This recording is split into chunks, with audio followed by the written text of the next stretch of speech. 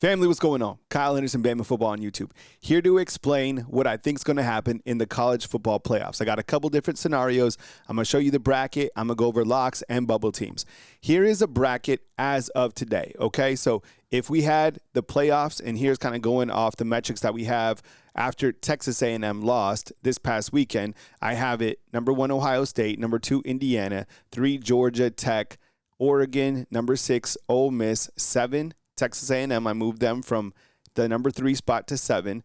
Oklahoma, Notre Dame, Alabama at the number 10 spot. And then 11 and 12, we'll leave those open for the time being. Those are going to go to the next highest ranked conference champions, okay? And I'll explain that in just a minute. So in this particular case, Alabama would be on the road traveling to College Station right here, taking on the Texas A&M Aggies. Here are your 4 top seats, okay? So let's kind of look right here. I love this graphic about playoff locks and about some bubble teams. The bubble teams are represented right here by literal bubble gum, okay? And some teams have a larger piece of bubble gum than other teams, and I'll explain that in a minute.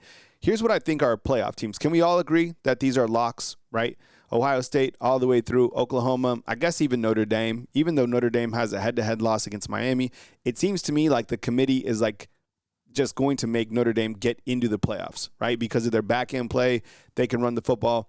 We'll see. We'll hear from more of Hunter Yurachek, the AD of Arkansas, who's the committee chair on Tuesday. But can we agree that Notre Dame's a lock? Let's just see. Okay. Bama with a pretty good piece of bubble gum. It's weird. College football is this weird. Alabama is the number 1 seed in the SEC, going to play Georgia, and they're a bubble team. All right. Then you got BYU right behind them in Miami, and then you have Virginia and you have Tulane. Now, Virginia and Tulane could make things really easy for everybody if they just win this weekend's game. Virginia is taking on Duke in the ACC championship game.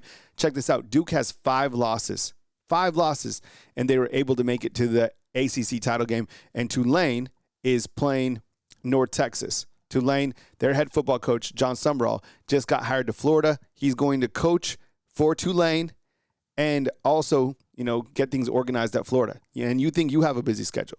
So let's just see. Based off that, here's our bracket again. Okay, looks pretty good. But if we go off the college football principles, this is where it gets pretty interesting. And I'll go full screen so you can see this. To be exact, from the college football principles, the 5 highest ranked conference champions, then the next 7 highest ranked teams. We also have strength of schedule, head-to-head competition, comparative outcomes of common opponents, other relative factors. So this is really important right here. Unavailability of key players, right? And coaches that may have an effect on a team's performance during the season or likely will affect its postseason performance. So my question for you inside the comment box, and kind of going back to our bubblegum chart here, is like a team like Ole Miss. Do you think that they're going to be penalized because they don't have Lane Kiffin? I mean, it says right in our principle, right, that unavailability of key players or coaches that may affect the team's performance during the season or likely will affect their postseason play. Let me ask you, is Ole Miss the same team under Pete Golding, their now coach, than they were under Lane Kiffin? I would say that they're not, but what do you say? I mean, surely they're a playoff lock being at 11-1, okay?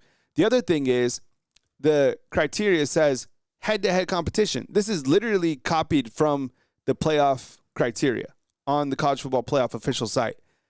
Didn't Notre Dame lose to Miami? Well, then why is Notre Dame continuing to be the same, like in the bracket again and again from the committee? They are ranked higher than Alabama and Miami. And look at their principles. Their principle says head-to-head competition. So I honestly don't understand that whatsoever. Maybe you can help me decide. I do feel that a 10-3 Alabama still gets in, but there is one scenario that I will talk about where I could see another team from here getting in over Alabama. But first, let's go over if Alabama wins. And I have a video, and I explain my confidence level in Alabama beating Georgia. I do, honestly. I think the line's gone for like 2.5 right now. Georgia's the favorite once again. They've been the favorite the last 6 times, but I still have confidence. And you can check out another video, and I explain why.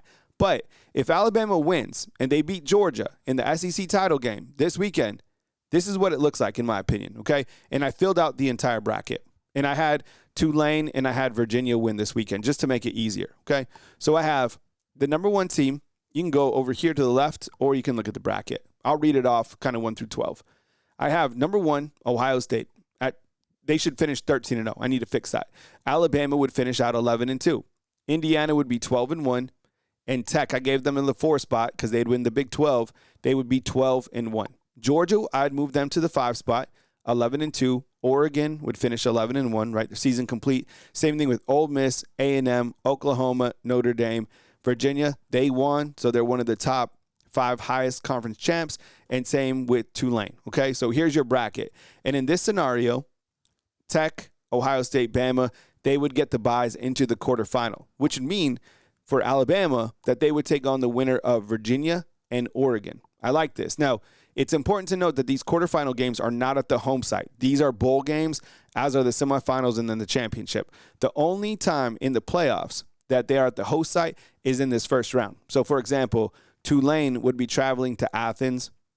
Oklahoma would be traveling to College Station. Virginia would be traveling to Eugene. And Notre Dame would be traveling to Oxford. That's how that would work. I actually like this bracket, to be honest, because Alabama, for fans of Alabama, you'd be on the side of Virginia and Oregon.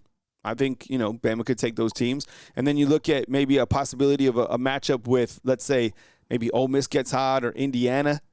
I like Alabama against those teams, to be honest. So the one team I think that is playing the most complete football, I'll just be honest with you, is Ohio State. I think we can all agree on that. Really good quarterback play, elite wide receivers, fantastic defense, good special teams play, solid team. Okay, so here is my scenario that I'm scared of, and that's Alabama versus BYU if Alabama loses, okay? So let's say BYU, and in this scenario, BYU has to beat Texas Tech this weekend. So BYU would be 12-1 and a Big 12 champ. Alabama would be 10-3 and an at-large team. I think in that situation, the Big 12 conference would get 2 teams in, and Alabama would then get kicked out. What do you think? Because I don't think there's any way that Texas Tech gets left out of the playoffs. So the only team that I'm really scared of kind of edging Alabama out if they lose is BYU if they win the Big 12 championship. Now, if BYU loses and Alabama loses, I think Alabama, honestly, probably still has the edge. I mean, you look at Alabama's overall resume, right? They've beaten 4 top 25 teams. They have a quality win over Georgia, right? They finished, tops in the SEC, 7-1 in the SEC regular season play, 7-2 if you add the SEC championship game. So that is how I currently have the teams, and I do feel confident that Alabama will beat Georgia. But if they lose, let's watch that BYU and Texas Tech game. By the way, if you have any anxiety about that one, Texas Tech is favored against BYU by 12.5. Okay, 12.5 for that one. So they played a couple weeks ago, and Texas Tech took it absolutely to them. I don't see, I guess you could theoretically maybe say Miami gets in over Alabama, a 10-2 team right here against a 10-3. I mean, they do have a win against Notre Dame.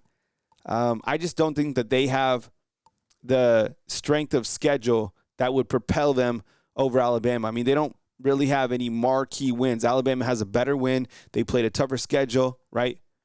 They made their conference championship game. Miami didn't. I think that's why they would have the edge against the Hurricanes. You let me know inside the comment box. Again, Tuesday night are the official rankings, and they will be updated following this weekend's results, including that loss from Texas A&M, who is their number 3 team in the playoffs. So hopefully this video made sense to you in terms of looking at the bracket. If it doesn't, drop your questions inside the comment box. I appreciate all your feedback.